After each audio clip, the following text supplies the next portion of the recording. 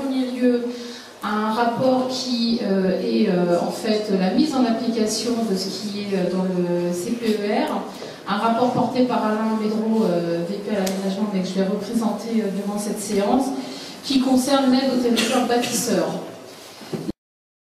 Je suis donc avec Madame Emmanuelle Cos, merci de votre temps. Première question, quels sont les attendus, quels sont les objectifs de cette aide aux bâtisseurs que vous mettez en place avec la région?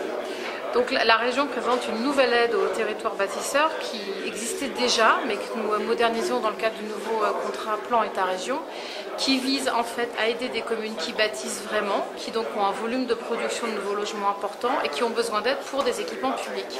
Et donc maintenant, nous allons apporter une aide de 4 000 € par logement. L'État lui apporte seulement 2 000 €, donc on double, en fait on complète l'aide de l'État, mais on la double. Et on va aider les territoires, notamment les plus pauvres, et ça permettra d'avoir jusqu'à 5 000 € d'aide par logement pour construire donc des équipements publics. C'était une action ancienne de la région que nous avons modernisée, que nous avons augmentée en termes de volume financier et qui est vraiment un moyen d'aider les communes.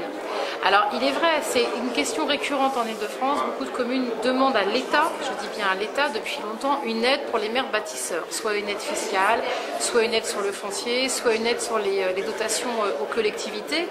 Nous avions déjà mis en place ce dispositif, nous avons voulu le renforcer, nous avons milité par ailleurs pour que l'État ait une aide aux maires bâtisseurs et je crois que c'est un des sujets importants pour l'Île-de-France. Cette aide n'arrive pas un petit peu tard par rapport à la crise immobilière que nous avons vécue? Notre aide en tout cas elle n'arrive pas tard parce qu'elle est là depuis 2007, donc j'ai pas l'impression qu'elle arrive tard. Ce qui est certain c'est que je pense qu'il faut un dispositif national plus important. On est aujourd'hui non pas dans une crise on est dans une crise de la production notamment privée. On manque aujourd'hui de production privée abordable. On aime bien construire en Île-de-France pour des gens qui ont des très hauts revenus. On a beaucoup de mal à construire pour des gens qui ont des revenus médians, ce qui est quand même la masse des franciliens. Et donc c'est là-dessus qu'il faut absolument agir.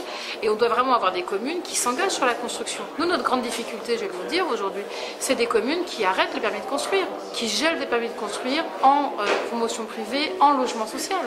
Et on ne peut pas vouloir résoudre la crise du logement si on ne construit pas des logements abordables dans le parc social, dans le parc privé. Dernière question, vous avez évoqué une rupture, une sorte de rupture entre la petite couronne et la grande couronne, et notamment en matière des équipements et des logements, on ressent cette rupture.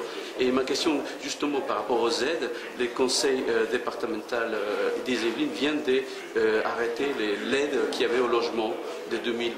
Alors comment va-t-on faire, même si vous êtes généreux cette fois-ci, comment va-t-on faire? Vous posez une question très juste. La région qui n'a aucune compétence en matière de logement s'engage depuis longtemps et a augmenté ses crédits, y compris en termes d'aménagement. Et on a des départements qui coupent aujourd'hui l'ensemble de leur aide, notamment en matière d'investissement. Je pense qu'il y a une erreur de jugement de la part des départements là-dessus et on peut pas avoir un double discours. On ne peut pas dans la rue dire à ses concitoyens qu'on veut se battre contre le logement et dans son institution supprimer des crédits. Aujourd'hui, il y a une nécessité de mettre des crédits en investissement sur la question du logement. Pour produire du logement, acheter du foncier, dépolluer des terrains, aider à la construction d'équipements publics. En tout cas, nous, on a continué à le faire. Moi, j'espère qu'après les élections régionales, les autres collectivités vont aussi peut-être revoir leur politique et avancer. Je pense que c'est évidemment important. Mais c'est vrai que c'est un sujet difficile. Toutes les collectivités ont des crédits plus restreints qu'avant et elles font des choix. Et moi, je regrette qu'on fasse le choix de sacrifier l'aide au logement.